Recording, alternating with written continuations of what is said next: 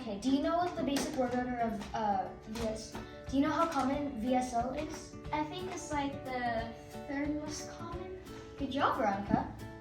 It's the third most common basic word order in the languages of the world. Okay, any other questions on Welsh? No? Okay then, class, I have a very special surprise for you. We are having a language research project. So basically what's going to happen is I am going to give you a language. You will have to go to the point of origin and figure out the language family, language contact information, related languages, basic word order, and information about the speakers, like their home and their culture. Yes? Can we have a group of 2 or 3 people? No, I think you guys are going to be working on your own. It's a test grade. Alright. So, I will be giving you your languages. You are not allowed to choose. Krisha, you have Hindi. Yeah. Shorya, you have Gujarati. Okay.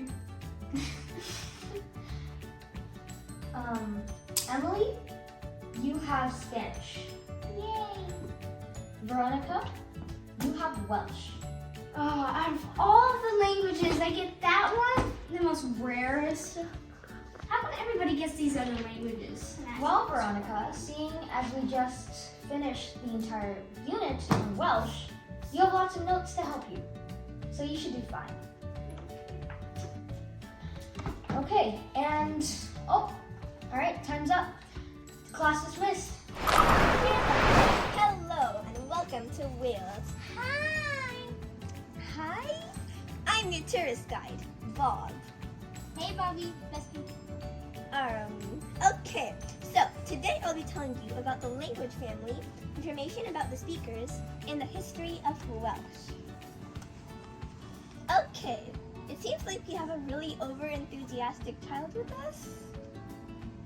Okay, so anyway, let's continue. So, this is a very important historical manner in Welsh, Welsh history and culture.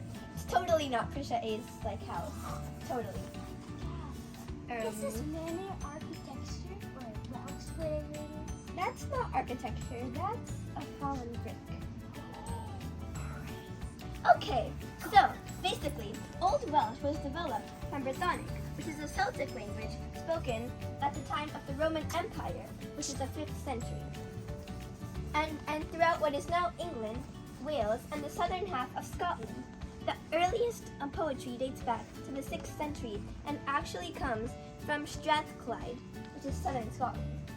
So, Old English gradually displaced Welsh in what became England, but Welsh continues to develop as the main language as the independent Welsh kingdoms throughout the Middle Ages. So, the kings of England gradually conquered Wales in 1536. Henry VII completed the process of its incorporation of Welsh into England. So, then English became the only official language in Wales, and this did not change until 1993. The upper layers of society, the aristocrats, became pretty thoroughly assimilated and gradually stopped using Welsh. I have a question. Is it called Welsh? It's because Wales called it Welsh, so they made their own language because it was hard to speak underwater? Or is it called Wales? First of all, whales are a creature that live in the ocean. Oh my god, I thought they were... And Wales is a place. What? I had no idea. I thought that was an animal that lives with grass. Grass? Yeah, it's green. I'm surrounded by idiots. Oh, Okay. thank you. I assume that's a compliment, right? Sure, whatever you want to think. Anyway, so the aristocrats stopped using Welsh and started using English more. And then it's less and less spoken. Until the late 19th century, Welsh remained the sole language of a vast majority of the Welsh population. You might ask, why did this happen? It's because Welsh people were really proud of their language, and then they became very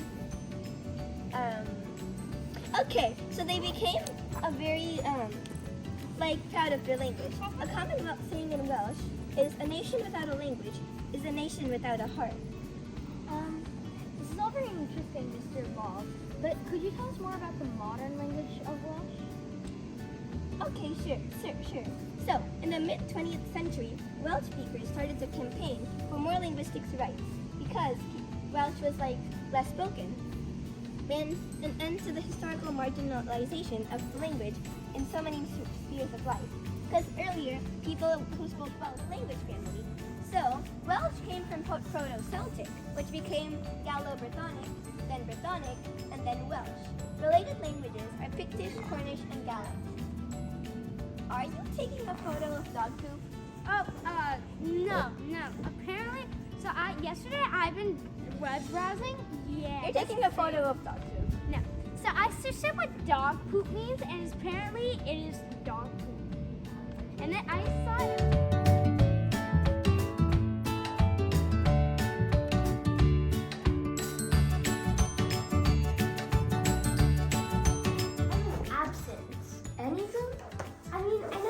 Morphology, but I need a lot of help with the phonological processes and the phonotactics. Tell me what you know.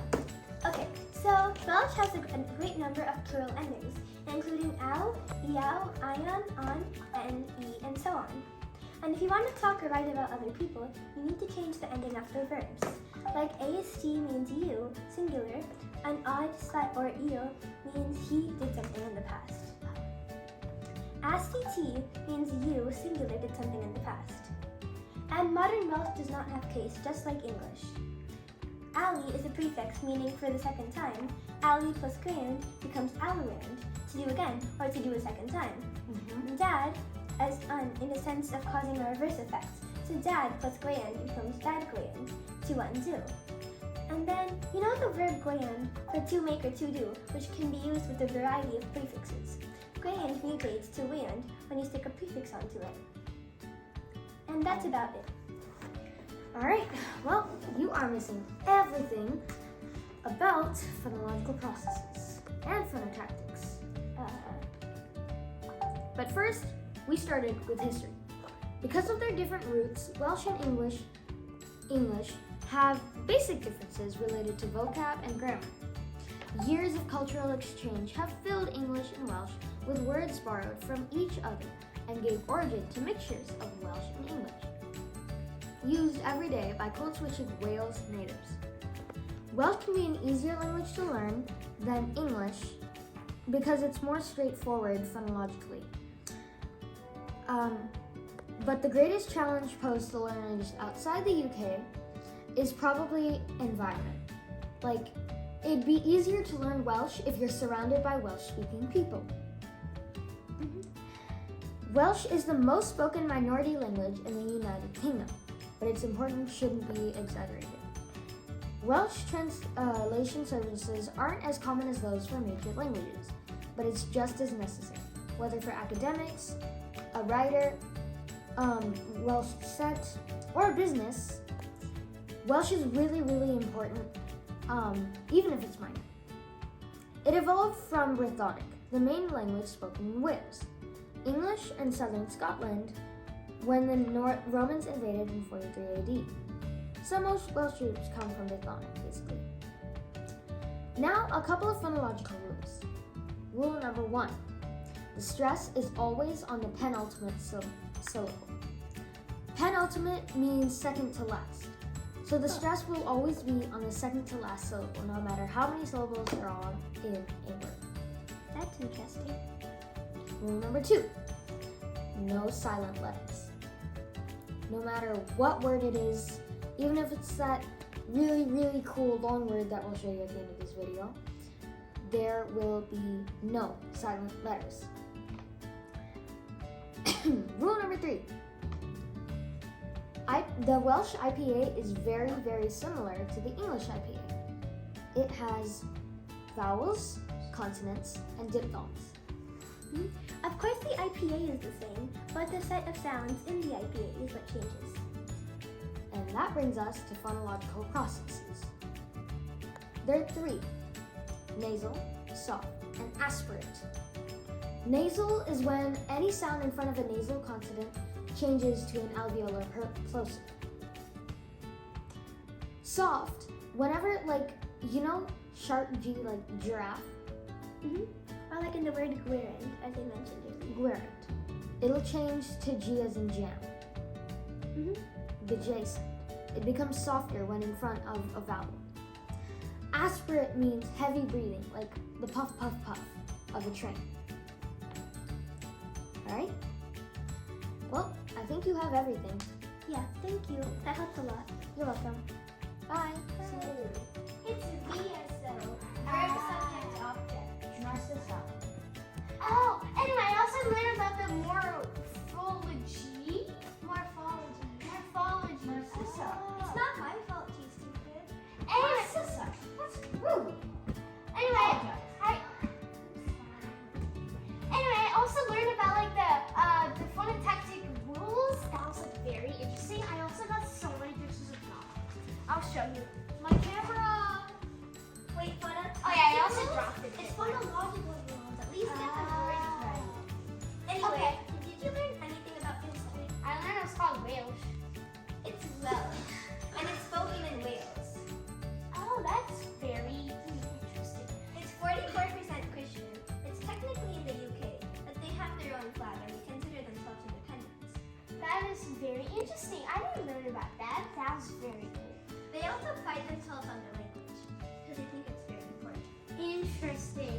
So Anyways. also I've heard of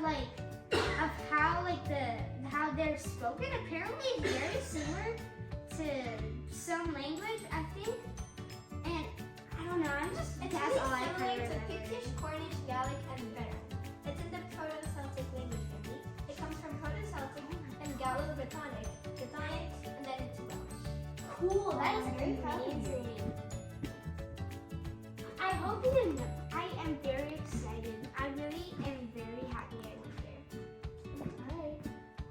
So, basically, Welsh was spoken and a long time ago, but then people were shamed for for speaking Welsh.